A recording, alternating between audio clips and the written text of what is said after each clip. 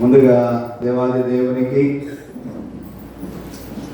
కోటాను కోట్ల వందనాలు స్తోత్రాలు చెల్లిస్తూ చేరవచ్చిన మీ అందరికీ ఉదయకాలపు శుభములు వందనాలు తెలియపరుస్తున్నాను. దేవుని యొక్క మహాకృపలో ఎంతవరకు మనలను సజీవులుగా నిలిపి ఈ అడ్వెంట్ కాలంలోనికి నడిపిన దేవునికి మనమందరము వందనస్తులమై ఉన్నాం. మన రెండు చేతులు పైకెత్తి దేవునికి ఒకసారి స్తోత్రాలు చెల్లిద్దాం.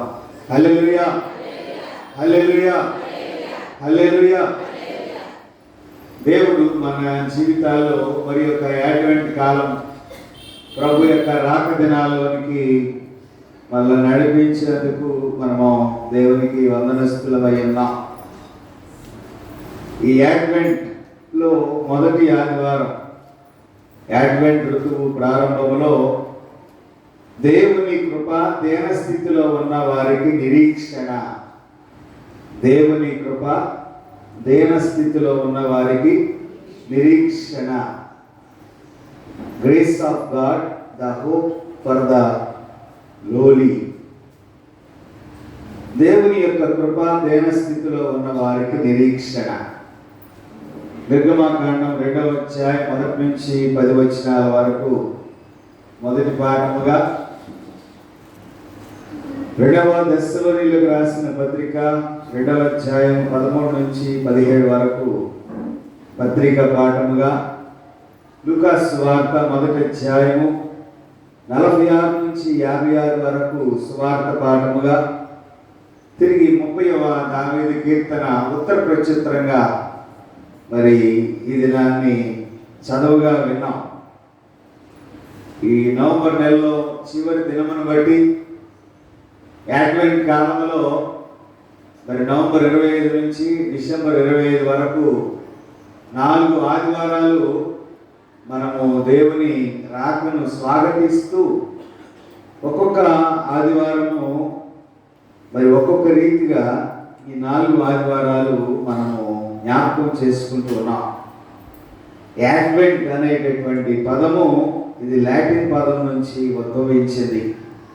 దీని అర్థం ఏమైనదనంటే కమింగ్, అరైవల్, ఆగమనము, వేంచేయుట అనేటటువంటి అర్థం వస్తుంది. కమింగ్, అరైవల్ అంటే దేవుని యొక్క రాకను మనము స్వాగతించుట. మరి రోమా ప్రభుత్వ కాలంలో ఆనాటి దినాల్లో రాజులు, చక్రవర్తులు, దేవతల విషయంలో ఈ పదాన్ని ఎక్కువగా ఉపయోగించినట్లుగా చరిత్ర విధానంలో మనకి జ్ఞాపకం చేయబడటం గమనార్హం. అంతేకాకుండా యేసు ప్రభు వారి యొక్క రాక జీవితంలో 3 విధానాలు మనము జ్ఞాపకం చేసుకోవలసినటువంటి వారమై ఉన్నాం. మొదటి ఆగమనము, 2వది వాక్య సంస్కారం ద్వారా ప్రభు యొక్క రాకడ, 3వది ప్రభు యొక్క 2వ రాకడ. మొదటి ఆగమనము, వాక్యం అనే సంస్కారం ద్వారా ఆగమనము, 3వది 2వ రాకడ అనేటటువంటి దాని ద్వారా ప్రభు యొక్క ఆగమనాల్ని మనం చూస్తూ ఉన్నాం. ఈ దినం మొదలుకొని 4 ఆదివారాల్లో ఒక్కొక్క ఆదివారము ఒక్కొక్క ప్రత్యేకమైన పరిస్థితికి ఈ అడ్వెంట్ కాలము జ్ఞాపకం చేయబడటం గమనార్హమైనది. ఈ 4 ఆదివారాల గురించి నేను జ్ఞాపకం చేసిన తర్వాత వాక్యములోనికి వెళ్ళటానికి నేను ముందుకు సాగుతున్నా. ప్రతి ఆదివారము ఒక్కొక్క రకమైనటువంటి క్యాండిల్ని వెలిగించి ఈ అడ్వెంట్ని ఆహ్వానించేటటువంటి విధానం ఉన్నది. మొదటి ఆదివారం వెలిగించేటటువంటి క్యాండిల్ మనం గమనిస్తే క్యాండిల్ ఆఫ్ హోప్ అనేటటువంటి ఆలోచనతో ఈ మొదటి క్యాండిల్ని వెలిగిస్తారు.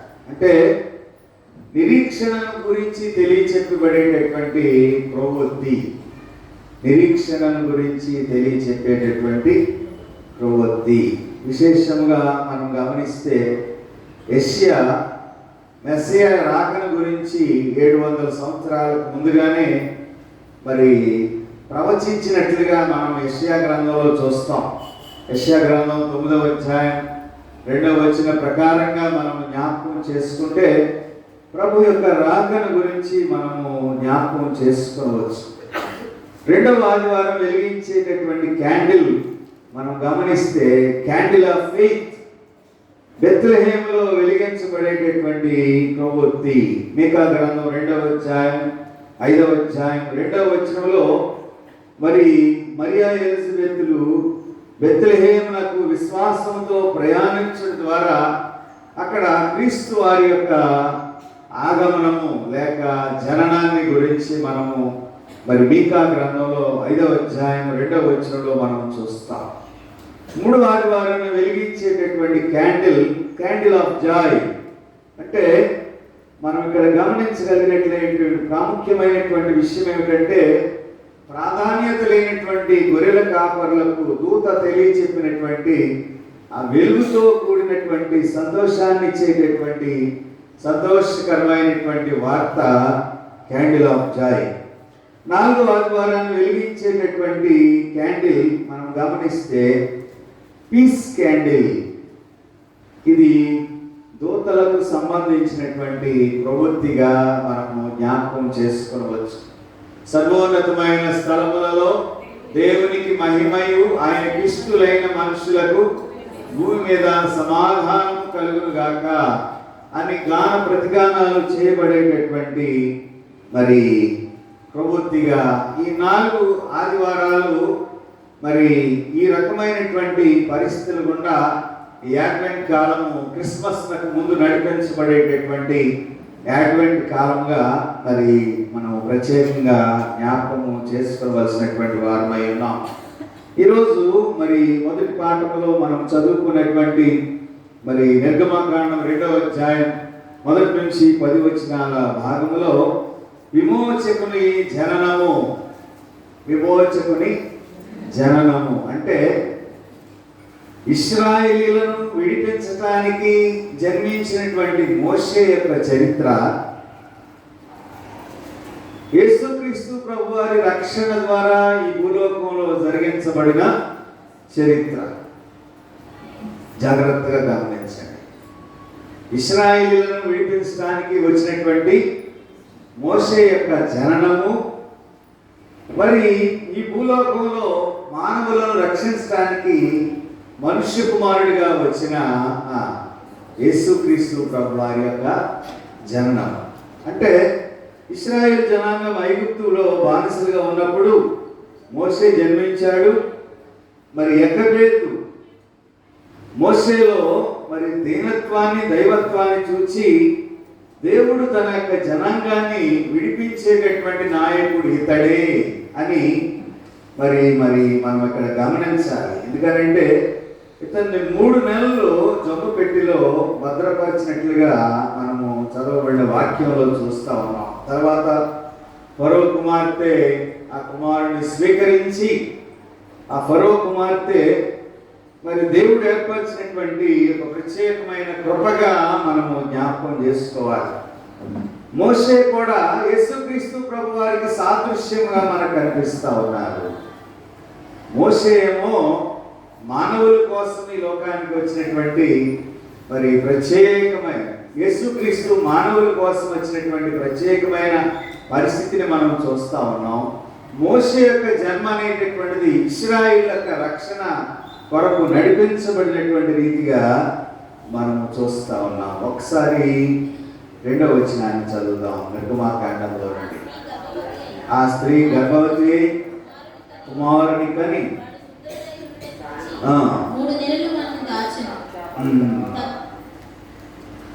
మోషే జన్మించినటువంటి సమయము ఇశ్రాయేలీయులు ఐగుప్తు బానిసత్వం నుండి విడుదల కొరకు, విడిపించు వారి కొరకు ఎదురు చూసేటటువంటి కాలంగా మనం ఇక్కడ గమనించాలి. ఇశ్రాయేలీయులు విడిపించబడేటటువంటి కాలంగా యేసుక్రీస్తు ప్రభువారి యొక్క కాలంలో కూడా మనం చూస్తే రోమీయుల పాలనలో నుండి యేసుక్రీస్తు ప్రభువారు విడిపించడానికి వచ్చినటువంటి రక్షకుడుగా మనము చూస్తా ఉన్నాం. ఆనాటి రోమీల యొక్క పాలనలో దౌర్భాగ్యకరమైన స్థితిలో ఉన్నటువంటి మరి దేవుని ప్రజలు యెరూషలేము, పాలస్తీనా పరిసర ప్రాంతాల్లో ఉన్నటువంటి ప్రజలు మెస్సియా కొరకు ఎదురు చూచినటువంటి ఒక ప్రత్యేకమైన పరిస్థితిని మనం చూస్తా ఉన్నాం. ఈ అడ్వెంట్ కాలంలో యేసుక్రీస్తు జన్మం ద్వారా దేవుడు తన కృపను మానవుల పట్ల విస్తరింపజేసేటటువంటి విషయాన్ని మనము ప్రత్యేకంగా జ్ఞాపకము చేసుకోవలసినటువంటి వారమై ఉన్నాం. యేసుక్రీస్తు ప్రభువారు జన్మించినప్పుడు మరి పండుగ ద్వారా, వెలుగు ద్వారా ఈ లోకంలో దేవుని యొక్క రక్షణ కార్యాన్ని జరిగించబడినట్లుగా మనం చూస్తా ఉన్నాం. యేసుక్రీస్తు ప్రభువులో ఉన్నటువంటి దైవత్వము, మోషేలో ఉన్నటువంటి దీనత్వము, ఈ రెండిటికి సాదృశ్యముగా ఇశ్రాయేలు యొక్క విడుదల, దేవుని ప్రజలైనటువంటి వారి యొక్క విడుదల, ఈ రెండు విషయాల్లో మనకు ప్రత్యేకంగా జ్ఞాపకం చేయబడటం గమనార్హమైనట్లుగా మనం చూస్తా ఉన్నాం. మోషే జన్మించినప్పుడు మరి 3 నెలలు దాచిపెట్టారు. అంతేకాకుండా అతడు సుందరుడై ఉండుట చూచి తల్లి అతనిని 3 నెలలు దాచి ఉంచినని రాయబడింది. అంటే అతను జన్మించినప్పుడే అతని ముఖములోని ఆ ఫ్లెక్సిబిలిటీ లేక ఆ దివ్యమైనటువంటి వెలుగు ఒక రక్షణ కార్యం జరిగించడానికి జన్మించినటువంటి మోషే యొక్క జీవితంను సాదృశ్యంగా మనం జ్ఞాపకం చేసుకోవాలి. యేసుక్రీస్తు ప్రభువారు జన్మించినప్పుడు కూడా యేసుక్రీస్తులో ఉన్నటువంటి ధన్యత్వము, సాధుత్వము మనము జ్ఞాపకం చేసుకుంటూ ఉన్నప్పుడు దూతలు గాన ప్రతిగానాలు చేస్తూ ఉన్నారు. ఏమని? సర్వోన్నతమైన స్థలములలో దేవునికి మహిమయు, ఆయనకిష్టులైన మనుషులకు భూమి మీద, అంటే ఆయన సమాధానాన్ని స్థాపించడానికి వచ్చినటువంటి శాంతి రాజుగా ఆయన జన్మించినప్పుడు ఆయనని గురించి లోకము ప్రశంసించింది. ఇక్కడ మోషే కూడా సుందరమైన వాడుగా ఉండటం వలన మరి మోషే ఇశ్రాయేలీయులను విడిపించేటటువంటి ఒక ప్రత్యేకమైన నాయకుడిగా మనము చూడగలము అనేటటువంటి విషయాన్ని మనం చూస్తాం. అంతేకాకుండా మోషే సమయాన్ని, యేసుక్రీస్తు ప్రభువారి సమయాన్ని మనం కంపేర్ చేస్తూ చూసినప్పుడు, మోషే పుట్టినప్పుడు మరి అక్కడ ఏముంది? పిల్లలందరినీ చంపించేటటువంటి విధానం, వైలెన్స్, ఆ యొక్క అలజడి, చిన్న బిడ్డలందరినీ చంపించేటటువంటి ఒక ప్రత్యేకమైన పరిస్థితిని మనం చూస్తా ఉన్నాం. అంతేకాకుండా భయంతో కూడినటువంటి, ఆందోళనతో కూడినటువంటి పరిస్థితులు మనకు కనిపిస్తూ ఉన్నాయి. మరి యేసుక్రీస్తు ప్రభువారు పుట్టినప్పుడు చెప్పండి, అప్పుడు కూడా వైలెన్స్ ఉంది. వైలెన్స్ ఉందా లేదా? చిన్న బిడ్డలందరినీ, 2 సంవత్సరాల్లో ఉన్నటువంటి బిడ్డలందరినీ అక్కడ అధికారం కోసము హేరోదు రాజు చేసినటువంటి వైలెన్స్ మనం చూస్తాం. అంటే ఈ 2 రకాలైనటువంటి కంపారిజన్స్లో మనం గమనించగలిగినట్లయితే మోషే ఇశ్రాయేలీయుల కొరకు వచ్చాడు, యేసుక్రీస్తు ప్రభువారు మానవాళి అందరి కొరకు వచ్చినటువంటి ఒక ప్రత్యేకమైన పరిస్థితిని మరి మనం చూస్తా ఉన్నాం. మోషే భద్రపరచబడినటువంటి విధానము, క్రీస్తు ప్రభువారు దాచబడినటువంటి విధానం, ఈ రెండిట్లో మనం ప్రత్యేకంగా మరి జ్ఞాపకం చేసుకోవలసినటువంటి విషయాలు చాలా మనం దగ్గరగా చూసేటటువంటి విషయాలు మనకు కనిపిస్తూ ఉన్నాయి. అంటే యోసేపు మరియు హేరోదు బారి నుండి యేసు ప్రభువారిని తప్పించడానికి ఐగుప్తుకు వెళ్ళినట్లుగా మత్తయి సువార్త 2వ అధ్యాయం 13వ వచనంలో మనం చూస్తా ఉన్నాం. అంటే ఇది ఒక విశ్వాసమునకు గుర్తుగా మనకు కనిపిస్తూ ఉన్నది. తర్వాత మరి మనము గమనించగలిగినట్లయితే మన యొక్క విశ్వాసమును కాపాడుకోవడానికి మనలను మనము మరి రక్షణ కార్యం ద్వారా నడిపించబడటానికి దేవుడిచ్చినటువంటి ఒక ప్రత్యేకమైన అవకాశంగా ఈ ఉదయకాల సమయంలో మనము జ్ఞాపకము చేసుకోవలసినటువంటి వారమై ఉన్నాం. మరి మనము గమనించగలిగినట్లయితే మోషే యొక్క జీవితంలో మోషే తల్లిదండ్రులు లేవీయులుగా కనిపిస్తూ ఉన్నారు.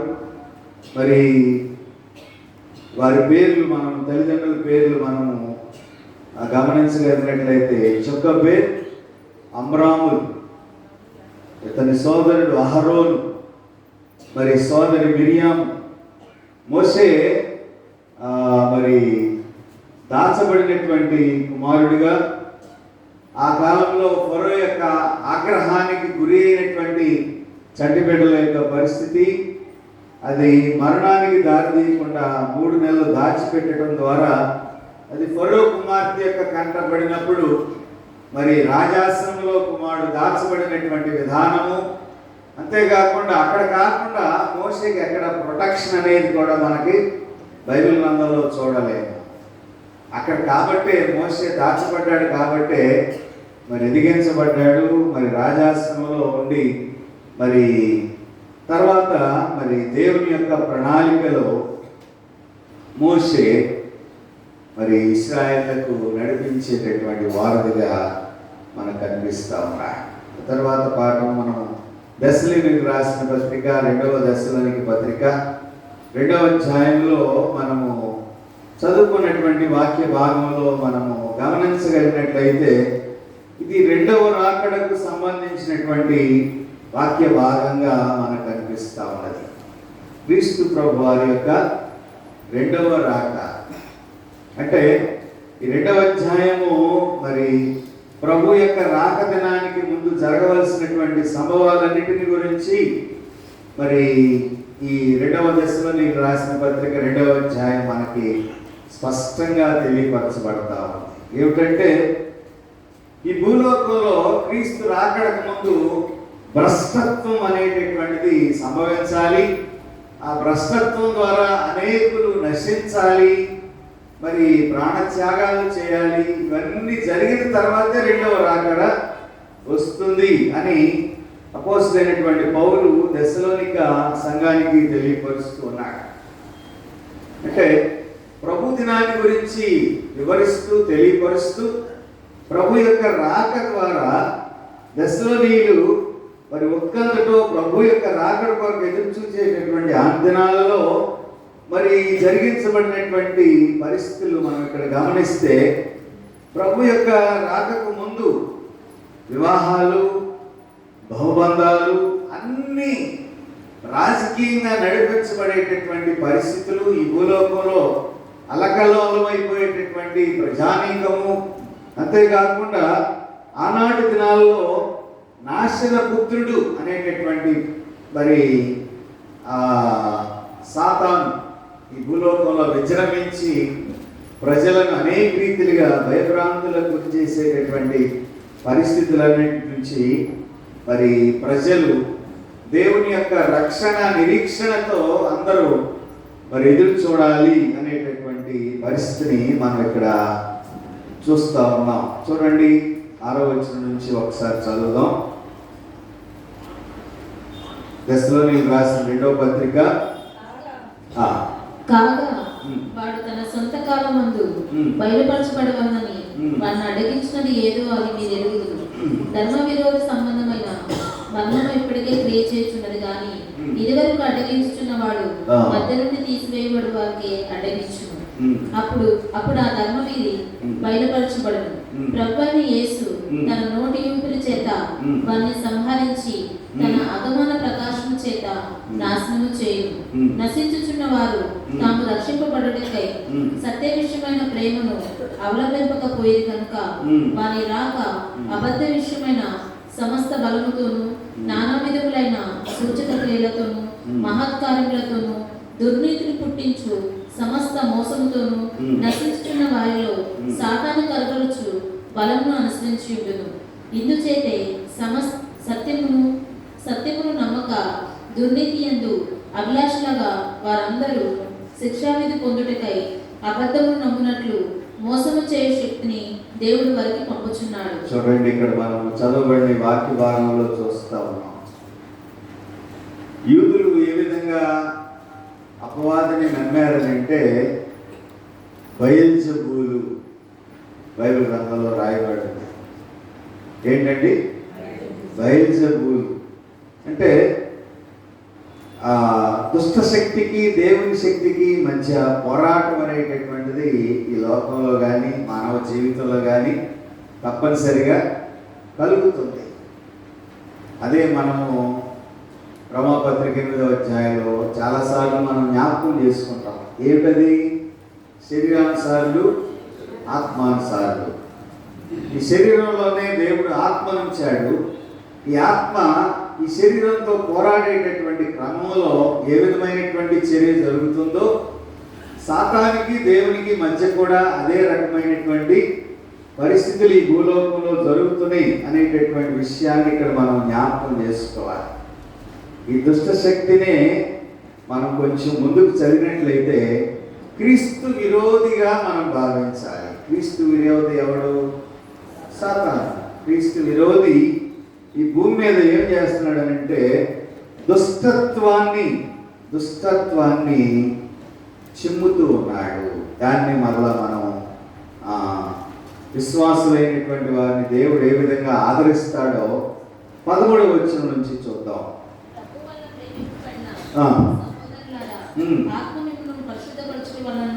మీరు సత్యమును నమ్ముట వలన రక్షణ పొందుటకు దేవుడు ఆది నుండి మిమ్మల్ని ఏర్పరచుకునేను కనుక మేము మిమ్మల్ని బట్టి ఎల్లప్పుడూ దేవునికి కృతజ్ఞతాస్తుతులు చెల్లింపబద్దులమై ఉన్నాము. విశ్వాసులను దేవుడే ఆదరిస్తాడు అని చెప్పటానికి ఇది ఒక సాదృశ్యంగా పౌలు దెస్సలోనికీ సంఘానికి తెలియచెప్పినటువంటి మాటలు మనం ఇక్కడ గమనించవలసినటువంటి వారమై ఉన్నాం. విశ్వాసులను దేవుడే బలపరుస్తాడు, ఆదరిస్తాడు.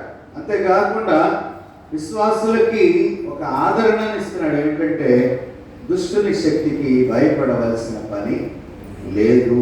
ఎందుకనంటే ప్రభు వలన ప్రేమించబడిన వారు ప్రభు తన దినమందు వారిని విడనాడడు కాదు, అక్కడ విడనాడడు.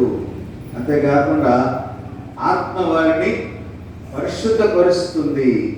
అంతేకాకుండా అపవిత్రత నుండి వారిని కాపాడుతుంది. సత్యాన్ని నమ్మటం వలన దుష్టుని యొక్క అబద్ధం నుండి వారిని మోసగించలేరు అనేటటువంటి విషయాన్ని కూడా ఇక్కడ తెలియపరుస్తూ విశ్వాసులైనటువంటి వారిని కడవరి కాలంలో ప్రభు రాకకు ముందు జరిగేటటువంటి భూలోకంలో కరువు కాటకాలు, యుద్ధాలు, మరి సునామీలు, భూకంపాలు, వరదలు, ఉప్పెనలు ఇవన్నీ భూమి మీద జరుగుతాయి. అయితే విశ్వాసులందరూ వీటిని చూచి భయపడవలసిన పని లేదు. ఎందుకనంటే యేసుక్రీస్తు రక్తములో కడగబడినటువంటి వారు దేవుని యొక్క మహిమకు వారు వారసులు అని పరిశుద్ధ గ్రంథం మనకి తెలియపరచబడతాము. ఎందుకనంటే దేవుని యొక్క మహిమ ద్వారా ప్రకటించబడేటటువంటి వాక్యానికి వారు హృదయాన్ని ఇచ్చి తప్పుడు బోధల వైపు వారి యొక్క మనస్సును త్రిప్పక మరి దేవుని యొక్క రాకడకు ముందు జరిగేటటువంటి భూలోకంలో పరిణామాల గురించి దెస్సలోనికీ సంఘానికి తెలియపరుస్తూ అపోస్తలుడైనటువంటి పౌలు మరి దెస్సలోనికీ రాసిన పత్రిక 2వ అధ్యాయం ద్వారా పౌలు వారిని ధైర్యపరుస్తున్నాడు అనేటటువంటి విషయాన్ని ఇక్కడ మనము జ్ఞాపకము చేసుకునవలసినటువంటి వారమై ఉన్నాం. యేసుక్రీస్తు తండ్రి అయిన దేవుడు వారిని స్థిరపరిచి బలపరుస్తున్నాడు. కాబట్టి క్రైస్తవ సంఘము ప్రభు యొక్క రాకకు ముందు భయపడవలసిన పని లేదు అనేటటువంటి విషయాన్ని ఇక్కడ తెలియపరుస్తున్నాడు. మొదటి ఆగమనం ద్వారా జరిగించబడినటువంటి పరిణామము, రెండవ రాకడ ద్వారా క్రైస్తవ సంఘము సిద్ధపాటులో నడిపించబడవలసినటువంటి విధానాన్ని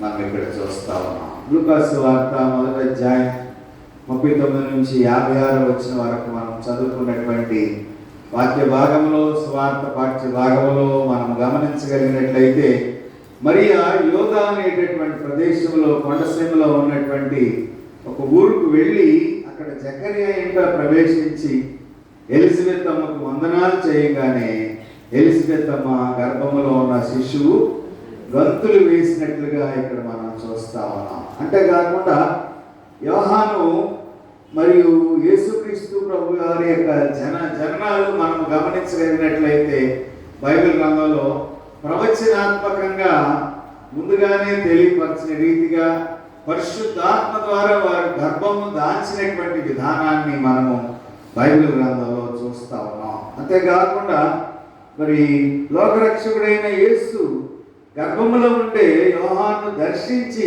గంతులు వేసినటువంటి మరి ఇక్కడ ఎలిజబెత్ మనం గుర్తించి స్తుతి గీతం పాడినట్లుగా మనం చూస్తా ఉన్నాం. ఇందాక మనం పాడుకున్నాం, ఇశ్రాయేలీయుల దేవుడే. ఎంతో ఆ పాటలో ఉన్నటువంటి భావం అంతా మరి ఈ లోకరక్షకుడైన క్రీస్తుని గురించి, క్రీస్తు యొక్క రాకకు ముందుగా జరిగించబడేటటువంటి యోహాను యొక్క జననాన్ని గురించి ఇక్కడ జ్ఞాపకం చేయబడతా ఉంది. యేసుక్రీస్తు ప్రభువారి యొక్క రాక ద్వారా మరి భూలోకంలో జరిగించబడినటువంటి విధానం మనం గమనించగలిగినట్లయితే, దేవుడి చేత ఏర్పరచబడటం అంటే ఒక పక్క మరి తల్లి యొక్క హృదయంలో ఆనందం కనిపిస్తుంది, మరొక పక్క వేదన కనిపిస్తా.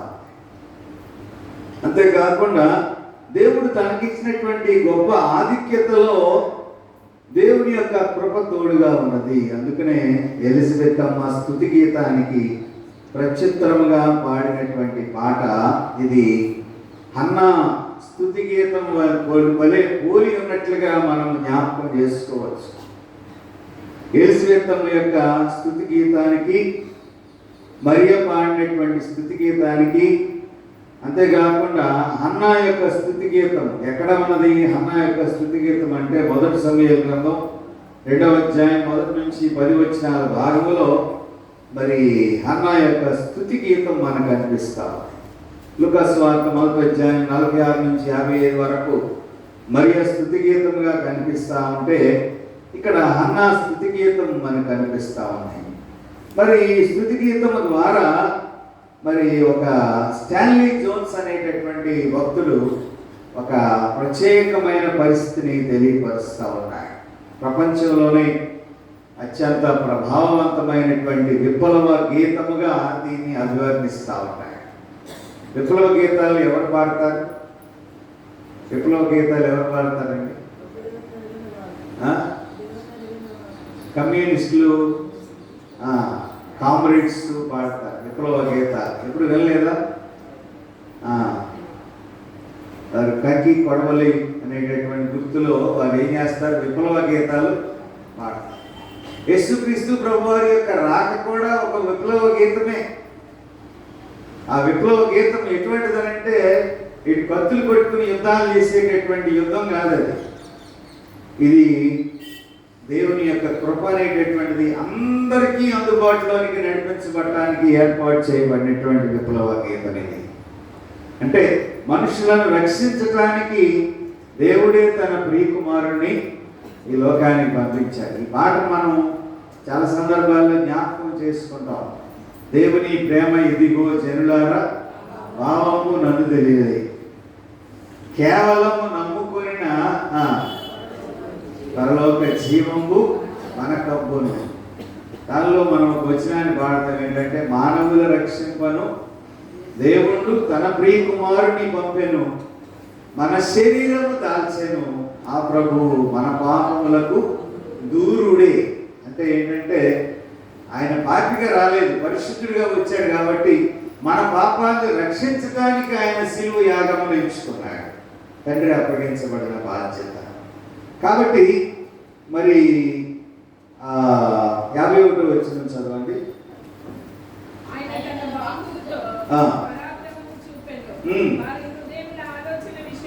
వారి హృదయముల ఆలోచన విషయమై గర్విష్ఠులను చెదరగొట్టారు. దేవుని స్తోత్రం, హల్లెలూయా. వారి హృదయముల ఆలోచనలు ఏమిటా ఆలోచనలు? గర్విష్ఠులను అణగద్రొక్కి దీనులను హెచ్చించి, క్రైస్తవ్యం అనేటటువంటిది అహంకారానికి వ్యతిరేకమైనటువంటిది క్రైస్తవ్యం. అంతేకాకుండా ఇది ఒక సామాజిక విప్లవం.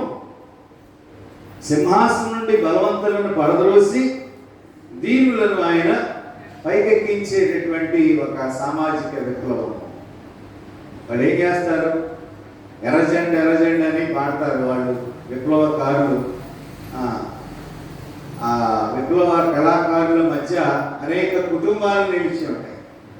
ఆ సామాజిక వర్గంలో అందరూ సామాజికంగా అందరూ ఒకే రకమైనటువంటి నినాదాన్ని వారు ప్రచురపరుస్తూ మరి బలవంతులను పడదలోసి దీనులను పైకెక్కించేటటువంటి ఒక సామాజిక విప్లవాన్ని వారు స్థాపిస్తారు. అలాగే యేసుక్రీస్తు ప్రభువారి యొక్క రాక ద్వారా కలిగేటటువంటి పరిస్థితి, క్రీస్తు ప్రభు యొక్క రాకడలో ఆయన ఏం చేస్తాడో చూడండి. ఒకసారి మొదటి అధ్యాయం 53వ వచనాన్ని చూద్దాం.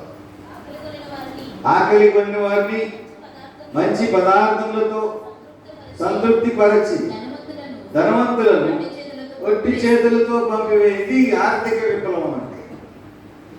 ఆర్థిక విప్లవం అంటే ఏంటి?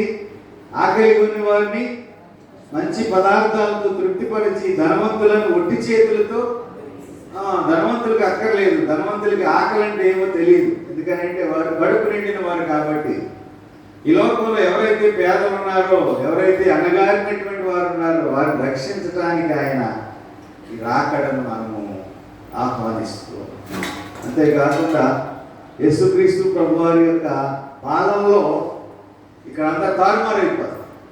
సామాజిక విప్లవం ద్వారా ఈ లోకంలో ఏం జరుగుతుందంటే ఆయన రాజ్యాన్ని స్థాపిస్తాడు. అందుకనే పిలాతు అడిగినప్పుడు ప్రశ్న, యేసు ప్రభువారు ఇచ్చినటువంటి జవాబు కూడా మనకు గుర్తొస్తుంది.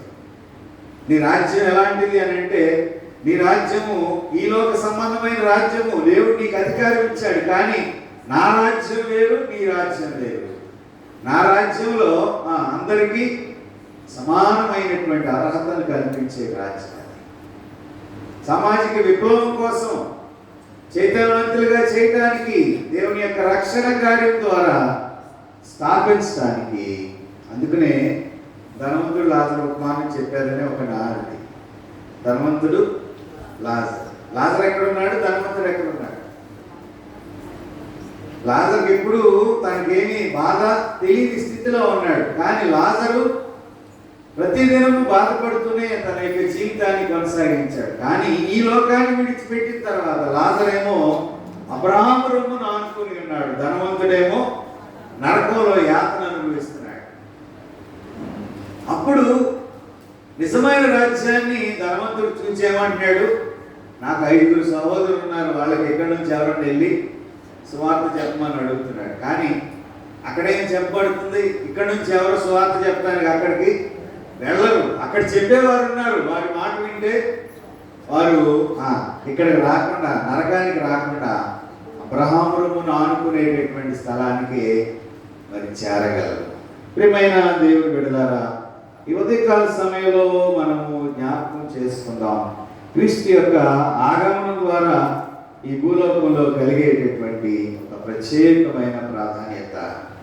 మరి ఆ స్తుతి గీతము ద్వారా యేసుక్రీస్తు ప్రభువారు మరి ఎలిజబెత్ అమ్మ యొక్క గర్భములో ఉన్నటువంటి, ఆ ఎలిజబెత్ అమ్మ గర్భంలో ఉన్నటువంటి మరి యోహాను, మరియమ్మ గర్భంలో ఉన్నటువంటి యేసుక్రీస్తు ప్రభువారు మధ్య మరి ఇక్కడ సుమారుగా మరియా 3 నెలలు ఉన్నట్లుగా, ఎలిజబెత్ అమ్మ దగ్గర ఉన్నట్లుగా మనము ఇక్కడ జ్ఞాపకం చేసుకోవాలి. ఈ 3 నెలల కాలంలో మరి పరిశుద్ధాత్మ ద్వారా ఇద్దరికి జన్మించబోయేటటువంటి శిష్యుల యొక్క ప్రత్యేక ప్రాధాన్యత మనము ఆ పరిశుద్ధాత్మ ద్వారా వారు గర్భాన్ని ధరించి మరి అబ్రహాముకి ఇచ్చినటువంటి వాగ్దానాన్ని, రక్షకుని ద్వారా ఈ భూలోకంలో జరిగించబడినటువంటి విధానాన్ని మనం చూస్తా ఉన్నాం. 30వ దావీదు కీర్తనలోకి వెళ్దాం. 30వ దావీదు కీర్తనలోకి వెళ్ళినట్లయితే ఇక్కడ దేవుడు ప్రసాదించిన విడుదల కొరకు దావీదు దేవుని స్తుతిస్తూ ఉన్నాడు. దేవుని స్తుతించమని కూడా ఇతరులని ప్రార్థిస్తూ ఉన్నాడు. మరి ప్రార్థించినటువంటి సందర్భంలో దావీదు శత్రువుల నుండి ఉద్ధరించబడి ఉన్నాడు అని చెప్పడానికి మొదటి వచనము ఇక్కడ ప్రత్యేకంగా మరి జ్ఞాపకం చేయబడతాం. చదవండి మొదటి 2 వచనాలు. యెహోవా నా విషయమై సంతోషింపనీయక నీవు నన్ను ఉద్ధరించి ఉన్నావు, అందుకై నేను నిన్ను కొనియాడుచున్నాను. యెహోవా నా దేవా, నేను నీకు మొరపెట్టగా నీవు నన్ను స్వస్థపరచితివి. యెహోవా పాతాళంలో నుండి నా ప్రాణములను లేవదీసితివి. నేను గోతులోనికి దిగకుండా నీవు నన్ను బ్రతికించితివి. చూడండి, దేవుడు ప్రసాదించిన విడుదల కొరకైనటువంటి స్థుతిని ఇక్కడ దావీదు జీవితంలో మనం చూస్తాం. శత్రువుల నుంచి దేవుడు దావీదును ఉద్ధరించాడు. ఆయన దావీదును స్వస్థపరిచాడు. పాతాళంలో నుండి తన ప్రాణాన్ని లేవదీశాడు. పాతాళం అంటే ఎటువంటిది? పైకి రాకుండా నెట్టివేయబడేస్తుంది. ఈ పాతాళం దేనికి సాదృశ్యము అన్నదానంటే, మానవుని యొక్క పాపములో మనిషి దిగబడిపోయినప్పుడు, లేవలేని స్థితిలో ఉన్నప్పుడు అతనికి ఏం కావాలి? రక్షణ కార్యము జరిగించబడాలి. నేను పూర్వకాలంలో మరి క్రిస్మస్ గురించినటువంటి ఒక ఇలస్ట్రేషన్ చెప్తా ఉండేవాడిని. ఏమిటంటే, పూర్వకాలంలో ఈ ప్రయాణ వస్తువులు వెహికల్స్ లేనటువంటి దినాల్లో ఒక వ్యక్తి ప్రయాణమై మరొక గ్రామానికి వెళుతున్నాడు. తాను ప్రయాణమై వెళుతూ వెళుతూ వెళుతూ వెళుతూ ఉండగా పగలంతా గతించిపోయింది, రాత్రిలోకి వచ్చేసాడు. రాత్రిలో కూడా తాను దారి కనపడకపోయినా ప్రయాణిస్తూనే ఉన్నాడు. ప్రయాణిస్తూ ప్రయాణిస్తూ ఒక గోతిలో పడిపోయాడు. ఆ గొయ్యి ఎటువంటిదనంటే నీరు లేని బావి, నీరు లేని దిగుడు బావి. నీరు లేని దిగుడు బావి తెలుసా? దిగుడు బావి అంటే సమాంతరంగా ఉంటుంది, భూమి మీద సమాంతరంగా ఉంటుంది. అక్కడ ఏముందో ఏమీ తెలియదు. ఆ బావిలో పడి అతను కొట్టుమిట్టాడుతూ కేకలు పెడతా ఉన్నాడు. అది అడవి ప్రాంతం, జనసంచారం లేని ప్రాంతం. ఆ జనసంచారం లేని ప్రాంతంలో కేకలు పెడుతున్నప్పుడు మరి తన కేకలు విని ఎవరు వస్తారేమో, తను రక్షిస్తారేమోనని ఎదురు చూస్తూ ఉన్నాడు. కానీ ఎవరు రాలేదు. కొన్ని జంతువులు వచ్చినాయంట ఆ రాత్రికాల సమయంలో. అతని కేకలు విని, ఆ కేకలు విని జంతువులు వచ్చి అంటున్నాయంట, నేను నిన్ను రక్షిస్తాను, పైకి రా, నా కాలు పట్టుకో, నా చేయి పట్టుకో అని చెప్పి జంతువులు ఈ మానవుడిని అడుగుతూ ఉంటే, మానవుని యొక్క స్పందన ఎలా ఉందంటే, నీవు నన్ను రక్షిస్తే పైకి వచ్చిన తర్వాత నన్ను ఏం చేస్తావు? నువ్వు నన్ను చంపేస్తావు నువ్వు. కాబట్టి నేను నీ మాట వినను, నేను పైకి రాను. అవసరమైతే ఈ గోతిలోనే ఎన్ని రోజులైనా ఉంటాను, కానీ నీవు నన్ను రక్షించక్కర్లేదు, నీ మాట నేను విన్నాను. ఇలాగే పాపం అలసిపోయి అరిసి అలాగే నిద్రపోయాడు. తెల్లారిపోయింది. తెల్లారిన తర్వాత మళ్ళా కేకలు పెడితే అటువైపుగా వెళ్ళేటటువంటి మనుషులు వచ్చి అతనికి ఒక తాడు వేసి ఆ తాడు ద్వారా పైకి అతన్ని లాగి రక్షించారు. ఈ వృత్తాంతం ద్వారా మీకు అర్థమైన విషయం ఏమిటి చెప్పండి? నేను చెప్పిన ఈ వృత్తాంతంలో మీకు అర్థమైన విషయం ఏంటి?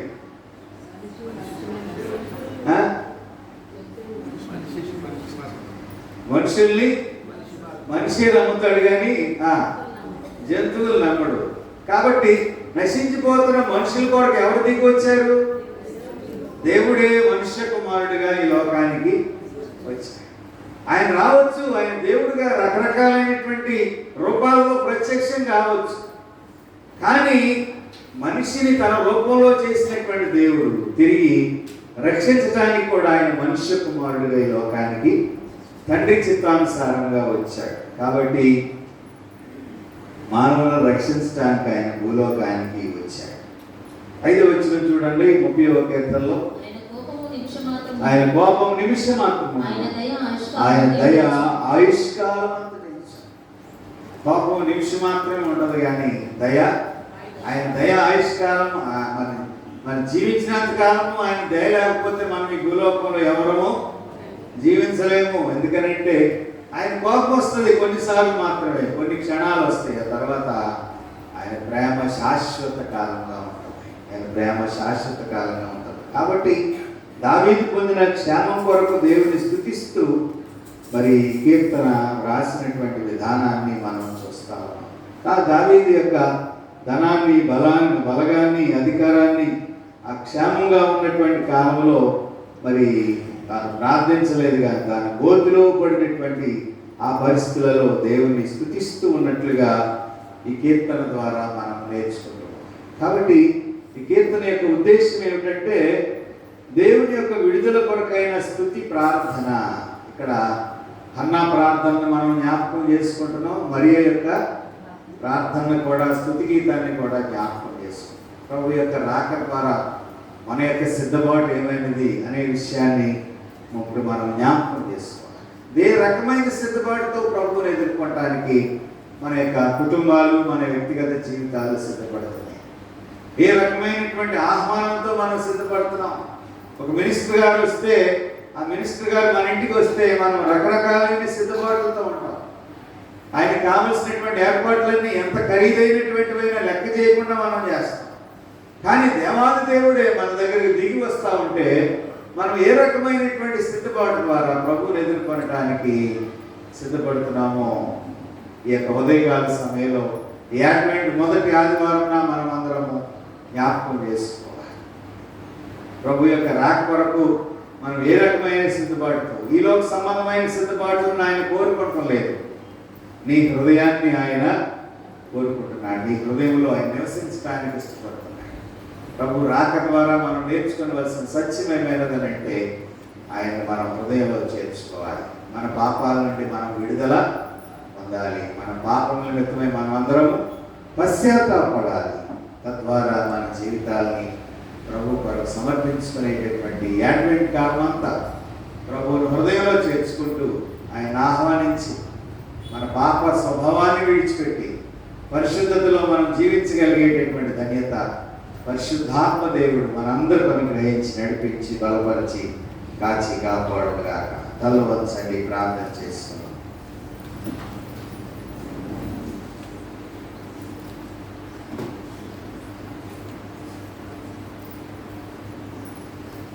యాడ్మెంట్ కాలపు రాక ప్రారంభ దినమున దేవుని సన్నిధానంలో మన యొక్క హృదయాలను కుమ్మరించుకుంటూ మనల్ని మనం పునీతులుగా చేసుకునేటటువంటి కాలము 2025వ సంవత్సరపు క్రిస్మస్ కాలంలోనికి మనం అందరం నడిపించబడటము దేవుడికి మనకి ఇచ్చిన ధన్యతగా మనం భావిస్తూ ప్రేరేపణ కలిగినటువంటి వారు ఎవరైనా దయతో ఒకరు ప్రార్థించవలసిందిగా ప్రేమతో మనం